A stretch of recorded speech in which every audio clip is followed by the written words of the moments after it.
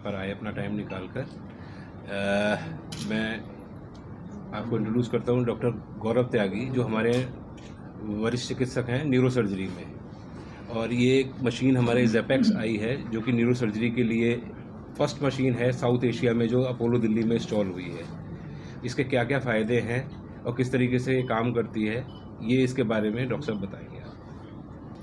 नमस्कार, मेरा नाम डॉक्टर गौरव त्यागी है। मैं consultant neuro surgeon Indraprastha Apollo hospital में हूँ। और ये जो हमारी नई मशीन आई है, ये स्टीरियोटैक्टिक रेडियो सर्जरी के लिए एक डेडिकेटेड मशीन है, जो कि पहली है इंडिया में।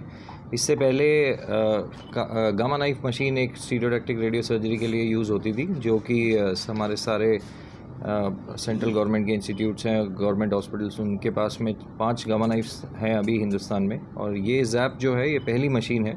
इसमें एक्सरेज यूज़ होती है गामा रेज की जगह, और इसके द्वारा हम ब्रेन के ट्यूमर्स का इलाज कर सकते हैं बिना ऑपरेशन के, बिना एडमिशन के। डे केयर प्रोसीजर में आप सुबह आएंगे, आपका ट्रीटमेंट करके आप शाम को घर वापस जा सकते हैं। उसके बाद कोई रिकवरी टाइम नहीं है, कोई टाँके का, कोई चीरे लगाने टाँके का और वो सब आपको उस चीज़ से रिलेटेड कोई डिले नहीं होता है। तो स्पेसिफिक ट्यूमर, स्पेशली जैसे कि आप छोटे ब्रेन के ट्यूमर्स हैं जो कि इंसिडेंटली डिटेक्टेड होते हैं, जैसे आपको कहीं चोट लगी, आप गिरे किसी चीज़ के लिए, स्कैन कराया, किसी और कारण से स्कैन कराया, आपके ब्रेन के कहीं डीप पार्ट में कोई कृत्रिम लोकेशन पे हमें ट्यूमर मिलता है, उन सब ट्यूमर्स का बिना ऑपरेशन के द्वारा, इस मशीन के द्वारा हम इलाज कर सकते हैं। इसके अलावा ब्रेन मेटास्टेसिस, जो कि ब्रेन के दूसरे हिस्सों से ब्रेन में ट्यूमर्स आते हैं, इवन 8, 10, 12 कितने भी ट्यूमर्स अगर आ सकते हैं, उनका भी हम इलाज छोटे छोटे ब्रेन मेटास्टेसिस का कर सकते हैं। उससे क्या है कि पूरे ब्रेन को रेडिएशन देने की ज़रूरत नहीं है, लंबे समय तक रेडिएशन थेरेपी लेने की ज़रूरत नहीं है, और इस मशीन के द्वारा हम उनका भी इलाज किया जा सकता है। इसके अलावा ये ट्राइजेमाइनल न्यूरल्जिया एक बीमारी होती है जिसमें चेहरे पे दर्द होता है। तो काफ़ी मरीज उससे परेशान रहते हैं, जो कि सर्जरी के कैंडिडेट नहीं होते हैं या दवाइयों से इलाज नहीं हो रहा है, सर्जरी के बाद भी रिलैप्स हो रहा है। उन सारे केसेस में भी इस मशीन का हम इलाज द्वारा हम ट्रीटमेंट दे सकते हैं। इस मशीन की जो मेन चीज़ है कि इसमें कोई भी रेडियो एक्टिव सोर्स नहीं है।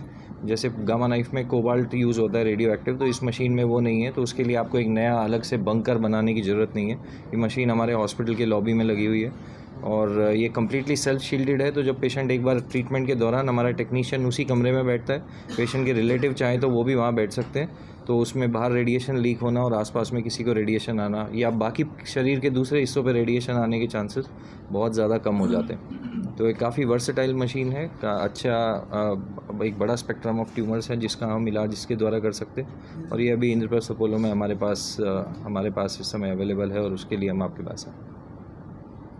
मशीन समय लगता था रिकवरी होने में और उस पर काम करने में? देखिए, इससे पहले काफ़ी लोग ये मशीन, मतलब और दूसरे साइबर नाइफ, लाइनेक, वो सब यूज़ करके इस टाइप के ट्यूमर्स को ट्रीट कर रहे थे। लेकिन ये मशीन का प्रिसीजन जो है उन सारी मशीन्स के कंपैरिजन में बहुत ज़्यादा है। तो इससे जो आसपास का ब्रेन का नॉर्मल टिश्यू है, उसके ऊपर रेडिएशन जाने के चांसेस कम हो जाते हैं।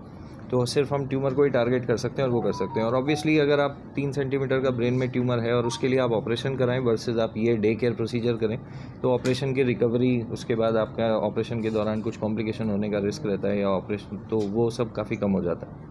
डॉक्टर साहब, आपने बताया कि नो डाउट ये मशीन सेफ है। अगर कॉस्ट इफेक्टिव की बात करें तो क्या पहले वाले प्रोसीजर से कॉस्टिंग की क्या डिफरेंस है? इससे पहले हमारे हॉस्पिटल में नोवेलिस करके एक मशीन थी जिसके द्वारा हम रेडियो सर्जरी करते थे। तो अभी हमारी प्राइसिंग सेम रखी है जो पहले उस मशीन के द्वारा हम रेडिएशन देते थे। और अगर आप सर्जरी के कॉस्ट पर्सपेक्टिव से देखें तो सर्जरी में स्टे, दवाइयाँ, ट्रीटमेंट, उसके बाद आगे का वो लेके भी, और इवन सर्जरी का भी जो कॉस्ट है ब्रेन सर्जरी का अपोलो में, उससे ये मशीन के द्वारा ट्रीटमेंट कराना कंपेरेटिवली उससे कम दामों में होता है। आपका ये, लेकिन इसके अलावा क्या हिसार शहर में किस तरीके से आप लोग काम कर रहे हैं और कहाँ पर जो है इस तरीके हिसार में अभी हम ओपीडी करते हैं। हर महीने में एक बार आते हैं।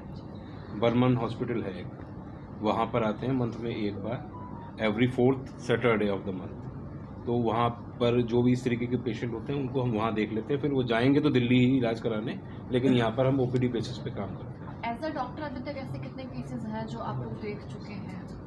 हमने हिसार में इस तरह के अभी 3-4 केसेस देखे हैं पिछले 2 महीने में। लेकिन अभी जब हमारी मशीन 9 मार्च को लॉन्च हुई थी, और उसके बाद से हमने अभी 13 केसेस किए हैं उसके ऊपर। तो अभी तक हमारा इनिशियल एक्सपीरियंस अभी तक तो उसमें कोई ऐसा कोई कॉम्प्लिकेशन और कुछ वो नहीं हुआ एंड सक्सेसफुली सारे केसेस किए गए। इन 13 केसेस में सक्सेस रेशियो क्या रहा है? सक्सेस तो उसमें क्या है कि हमें अर्ली कॉम्प्लिकेशन अभी पता लग सकती है, success over a time period में आती है। जब आप रेडिएशन दे देते हैं तो उसके बाद वो धीरे धीरे 1-2 साल के अंदर ट्यूमर्स की जो साइज़ है वो कम होना स्टार्ट हो जाता है। उसकी ग्रोथ इमीडिएटली होनी बंद हो जाएगी अगर हम रेडिएशन देते हैं, लेकिन over a period of time वो धीरे धीरे चला जाता है, क्योंकि सर्जरी में आप खोलने के बाद एकदम से आप ट्यूमर निकाल देते हैं, लेकिन रेडिएशन में हम उसको एक तरह से जलाते हैं ट्यूमर को, तो वो धीरे धीरे शरीर के मैकेनिज्म से अपने आप डिज़ोल्व होता है।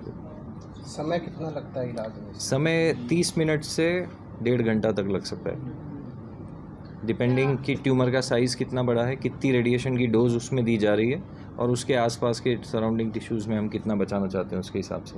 इस बारे में कोई जानकारी मिल सकती है कि मशीन की जो प्रोसेस है वो क्या कुछ रहती है, किस तरीके से आप उसके साथ वर्क करते हैं? हाँ, मशीन से रिलेटेड हमारे पास वीडियो है, हम वो आपको दिखा सकते हैं, तो उसके बारे में सारी डिटेल्स। बाकी हमारे ये ब्रोशर्स आपको सप्लाई किए गए हैं, उसके बारे में मशीन की पूरी डिटेल दी गई है, कौन कौन से टाइप के ब्रेन ट्यूमर्स का हम इससे इलाज कर सकते हैं और कैसे ये मशीन में आप जब वहाँ आएंगे उसके बाद आपका दिन में क्या प्रोसेस होगा। आपका हर ट्रीटमेंट से पहले आपका एक MRI और एक CT होना ज़रूरी है।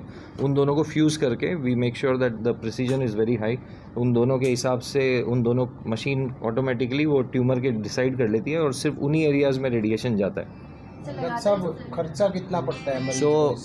ये मशीन से हम ट्रीटमेंट करते हैं 90 to 95% केसेस में सिंगल सेशन में करते हैं। कई बार ट्यूमर बड़ा होता है या उसके आसपास का एरिया कुछ ऐसा होता है जिसको हमें बचाना होता है, तो उन केसेस में 3 या 5 सेशन कर सकते हैं। सारे डे केयर बेसिस पे रहते हैं, आप सुबह आइए शाम को घर चले जाएँ। तो अगर सिंगल सेशन में होता है तो 4.9 लाख रुपीज़ लगते हैं उसमें, और अगर 3 या 5 सेशन में होता है, स्पेशली AV मालफॉर्मेशन एक होता है जिसमें ब्रेन में रक्त की नलियों की गांठ जैसी बन जाती है जो फटने का रिस्क रहता है और कई बार उससे पेशेंट को मिर्गी के दौरे भी पड़ते हैं। तो कई बार उन बीमारियों के लिए 3 या 5 सेशन देने पड़ सकते हैं।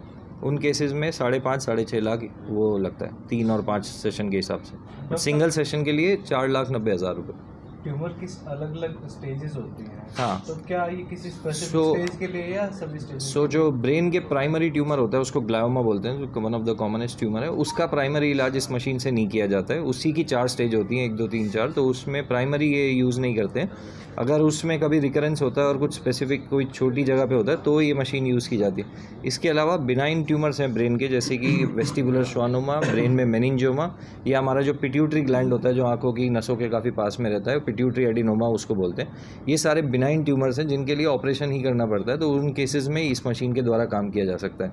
ब्रेन के मेटास्टेसिस जो होते हैं, जो दूसरे शरीर के ट्यूमर्स ब्रेन में स्प्रेड करते हैं, वो केसेस जो हैं वो मेलिग्नेंट होते हैं, वो हाई ग्रेड होते हैं। उन केसेस में इस मशीन के द्वारा किया जा सकता है। कई लोगों के लिए अफोर्डेबल नहीं होता और सरकार जो है कहीं ना कहीं गवर्नमेंट बहुत सारी योजनाएं चला रही है, क्या उसके तहत भी आप लोग इस तरह की सेवा दे रहे हैं? आयुष्मान कार्ड? हाँ, आयुष्मान कार्ड हमें देखना दिल्ली पड़ेगा। में नहीं है, दिल्ली में किसी भी हॉस्पिटल में आयुष्मान कार्ड एप्लीकेबल नहीं है, लेकिन वहाँ आपकी गवर्नमेंट है, वो नहीं चलाती है। सारे इंश्योरेंसेज इसके अंडर कवर होते हैं, प्लस दिल्ली गवर्नमेंट का एक दिल्ली आरोग्य कोष करके स्कीम है, उसके अंदर जो गरीब मरीज हैं उनका इलाज अपोलो में फ्री किया जाता है। तो वो सारा ऑपरेशन भी, सर्जरी, स्टे, उन सब के लिए फ्री वार्ड बनाया गया है। तो उनके सारे डॉक्यूमेंट्स वेरीफाई करके और जब उनको वहाँ एडमिशन करके उनका इलाज किया जा सकता है। इस मशीन पे अभी तक हमने नहीं किया है, लेकिन कोई पेशेंट अगर होगा तो उसको इसके द्वारा किया जा सकता है।